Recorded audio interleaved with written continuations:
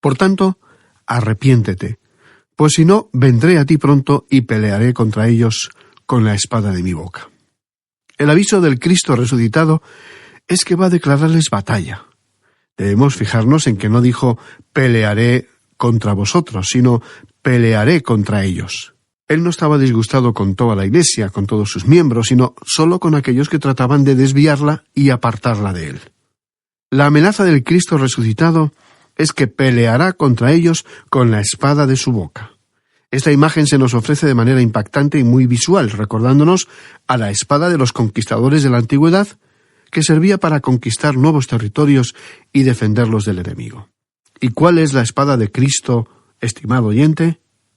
El autor del libro de los Hebreos dice que la palabra de Dios es más afilada que cualquier espada de dos filos. Hebreos capítulo 4 y versículo 12. Y el apóstol Pablo dice que la espada de Cristo es la palabra de Dios. Efesios capítulo 6 verso 17. La espada de Cristo es la palabra de Cristo. ¿Por qué? Porque en la palabra de Jesucristo hay convicción de pecado. En ella somos confrontados con la verdad y con nuestro fracaso en obedecerla. En la palabra de Cristo está la invitación de Dios, la que convence al hombre de pecado, y entonces le invita a restablecer su relación con Él y volver a su amor por medio de su Hijo. En la palabra de Cristo hay promesa de salvación, le conduce a la cruz y le da seguridad de que no hay otro nombre bajo el cielo dado a los hombres en que podamos ser salvos.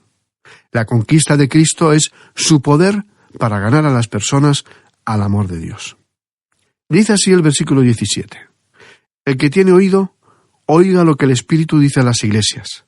Al que venciere, daré a comer del maná escondido, y le daré una piedrecita blanca, y en la piedrecita escrito un nombre nuevo, el cual ninguno conoce sino aquel que lo recibe. Cuando Juan emplea la expresión al que venciere, se está refiriendo al cristiano, es decir, para Juan, ser un vencedor equivale a ser un cristiano. Y a continuación, el Cristo resucitado ofrece dos promesas a toda persona que logre la victoria. La primera es participar del maná escondido. ¿Y a qué se está refiriendo? Así como Israel recibió el maná en el desierto, el alimento que le permitió sobrevivir en medio del desierto, Dios promete dar a todo creyente el verdadero pan espiritual que el mundo incrédulo no puede ver, su Hijo Jesucristo. Jesús dijo, yo soy el pan de vida, el que a mí viene nunca tendrá hambre, y el que en mí cree no tendrá sed jamás. Cristo es el pan de vida, y esta es la promesa, que al que sea fiel, Cristo se le dará a sí mismo. Si usted es creyente, querido amigo y amiga, usted necesita alimentarse diariamente del Cristo. La Biblia nos dice que la vida cristiana supone un crecimiento desde que uno nace, y es un bebé espiritual que se alimenta solo de leche espiritual hasta que uno comienza a andar en la madurez, momento a partir del cual la leche espiritual no le es suficiente para crecer y necesita de alimentos mucho más sólidos. Este alimento es la palabra de Dios, y el cristiano que no toma de ella está abocado a ser un cristiano bebé o inmaduro toda su vida. La madurez cristiana no es cuestión de la edad, sino de la calidad de su relación con Cristo. ¿Y qué consecuencias tiene la inmadurez en mi vida? Un cristiano inmaduro toma malas decisiones para su vida, porque utiliza su sabiduría humana en lugar de la sabiduría divina que proviene de Dios y está a su alcance en la Biblia. ¿Desea usted crecer espiritualmente, conocer a Dios de verdad, íntimamente, ser su mejor amigo y comenzar una nueva relación con Él? ¿Desea usted tener una guía segura en estos difíciles tiempos que nos ha tocado vivir? Le invitamos a que inicie o renueve su relación con Jesucristo y a que fundamente su vida en la palabra de Dios. No en buenos consejos de amigos bien intencionados, no en libros de autoayuda o en sus propias experiencias pasadas, sino en la palabra de Dios, que es eficaz y como espada de dos filos. La segunda promesa que hace el Cristo resucitado es que les dará una piedrecita blanca que contenga su nombre nuevo. ¿A qué se está refiriendo exactamente? Aunque se han ofrecido múltiples interpretaciones, es posible que se refiera a lo siguiente. A los atletas que ganaban los Juegos griegos se les daba como parte de su galardón una piedra blanca, que era la consigna de entrada a la celebración que se hacía después en honor de los vencedores. Esto podría representar el momento en que el vencedor cristiano recibirá su entrada a la celebración de la victoria eterna en el cielo. En cuanto a la promesa de un nombre nuevo, esto es un mensaje personal de Cristo para aquellos a quien Él ama, que sirve como permiso de entrada a la gloria eterna. Y es tan personal que solo la persona que lo recibirá sabrá qué es. Bien, llegamos así al versículo 18 y comienza la carta que Jesucristo le dictó en una visión al apóstol Juan y cuyo destinatario era la iglesia de Tiatira. Ubicada entre Pérgamo y Sardis, la ciudad de Tiatira había estado bajo dominio romano durante casi 3 siglos. Como estaba localizada en un valle prolongado que se extendía unos 64 kilómetros hasta Pérgamo, no contaba con defensas naturales y tenía una larga historia de destrucciones y reconstrucciones. En un comienzo fue habitada por los soldados de Alejandro Magno y solo se consideraba como un reducto militar dedicado a la protección de Pérgamo. Debemos recordar que Lidia, la empresaria y vendedora de púrpura que encontramos en el libro de los Hechos, capítulo 16 y versículo 14, con la cual se encontró el apóstol Pablo en Filipos, venía de hacer negocios en Tiatira. La ciudad era un gran centro comercial, especialmente de la industria del tinte y del comercio de artículos de lana. Hoy sabemos que en la ciudad había gran cantidad de gremios comerciales. Veamos ahora lo que nos dice el versículo 18 de este capítulo 2 de Apocalipsis. Y escribe al ángel de la iglesia en Tiatira, el Hijo de Dios, el que tiene ojos como llama de fuego y pies semejantes al bronce bruñido, dice esto. Aquí, la más larga de las cartas va dirigida a la menos importante de las ciudades. Tiatira no tenía ninguna importancia por motivos religiosos, tan solo un altar de adivinación que presidía una pitonisa llamada Sámbate. La iglesia de Tiatira tampoco corría peligro de sufrir persecución.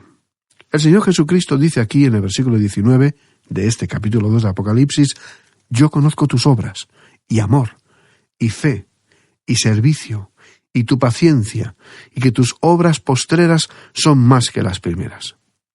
Sabemos menos de Tiatira que de ninguna de las otras 7 ciudades. Y de todas las 7 cartas, esta es la más enigmática. Él dice: yo conozco tus obras. La carta continúa en términos de la más alta alabanza. El amor, la lealtad y el servicio y constancia de la Iglesia invitan a su felicitación. Y aquí tenemos 6 palabras de alabanza para esta Iglesia en esa época de oscurantismo espiritual. Las obras son, en realidad, las credenciales de los verdaderos creyentes. El siervo de Dios, Santiago, escribió: muéstrame tu fe sin tus obras, y yo te mostraré mi fe por mis obras. Había muchos que vivían sus vidas sin mancha, y por medio de sus buenas obras daban buen testimonio de la obra de Dios en sus vidas. Luego añade: y amor. Era una iglesia que demostraba amor, que reflejaba el amor de Dios en sus obras. Y añade: fe. Esta iglesia, además de obras de amor, demostraba tener viva su fe, su esperanza y su certeza. Además, añade servicio y tu paciencia, debido probablemente a las pruebas que tuvieron que soportar durante todos aquellos años. Y continúa: tus obras postreras son más que las primeras. Es decir, que en esta iglesia las obras se incrementaron en lugar de disminuir con el tiempo.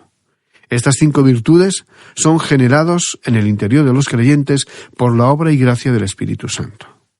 Continuamos leyendo en el versículo 20 de ese capítulo 2 de Apocalipsis, donde el Señor dice: pero tengo unas pocas cosas contra ti, que toleras que esa mujer Jezabel, que se dice profetisa, enseñe y seduzca a mis siervos a fornicar y a comer cosas sacrificadas a los ídolos.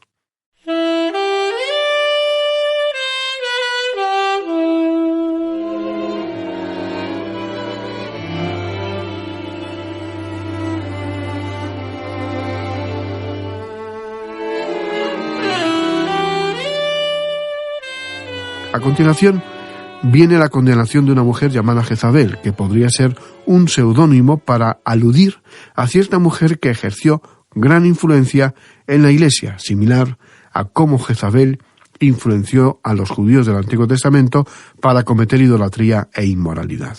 Aquí, esta mujer, Jezabel, está acusada de enseñar 2 cosas: comer carne ofrecida a los ídolos y cometer fornicación. El primer problema era más grave de lo que podría parecer a simple vista, pues la carne ofrecida a los ídolos se vendía habitualmente en las carnicerías. Por otro lado, la carne sobrante del sacrificio, que era la mayoría del animal, era comúnmente utilizada para realizar fiestas con los amigos y vecinos. Por ello, la prohibición de comer carne sacrificada a los ídolos tenía una consecuencia de largo alcance. Contribuía a aislar a un cristiano de todas las ocasiones sociales con los no cristianos, y había por ello pocas ocasiones sociales y casi ningún banquete en los que pudiera participar con los paganos. En cuanto a la otra parte de la enseñanza de Jezabel, la fornicación no está tan clara, pues no sabemos si debemos tomar esta referencia en sentido literal o metafórico. En las Escrituras, la infidelidad a Dios se expresa en términos de fornicación y adulterio. Bien puede ser que la enseñanza de Jezabel fuera que los cristianos no tenían necesidad de ser exclusivos en su culto a Jesucristo y sobre todo no tenían que negarse a decir César es el Señor y quemar un poco de incienso. La pretensión del cristianismo no es que Jesucristo es uno entre muchos salvadores, ni siquiera que es el principal de todos ellos, sino que es el único Salvador. La conclusión parece ser la siguiente. Exteriormente, la iglesia de Tiatira era fuerte y floreciente, abundante en energía y mostraba ser generosa. Pero faltaba algo esencial, y aquí está la advertencia. Una iglesia abarrotada de miembros, llena de actividades, no es necesariamente una iglesia real. Puede ser que sea un club cristiano de mucho éxito en vez de una verdadera congregación. Continuando en los versículos 21 y 22 de este capítulo 2 de Apocalipsis, leemos: «Y le he dado tiempo para que se arrepienta, pero no quiere arrepentirse de su fornicación. He aquí, yo la arrojo en cama y en gran tribulación a los que con ella adulteran, si no se arrepienten de las obras de ella». La expresión «he aquí yo la arrojo a la cama» se refiere al lecho de un enfermo. Tras haber dado tiempo suficiente a esta mujer para que se arrepintiera, Dios se disponía a juzgarla con la enfermedad. Y como ella se había dedicado a usar una suntuosa cama para cometer inmoralidad, así como la silla en la que se reclinaba para comer cosas ofrecidas a sus ídolos y dioses falsos, por su pecado y falta de arrepentimiento, recibiría una cama en el infierno donde yacería para siempre. Luego, en el versículo 23, se dice: «Y a sus hijos heriré de muerte, y todas las iglesias sabrán que yo soy el que escudriña la mente y el corazón. Y os daré a cada uno según vuestras obras».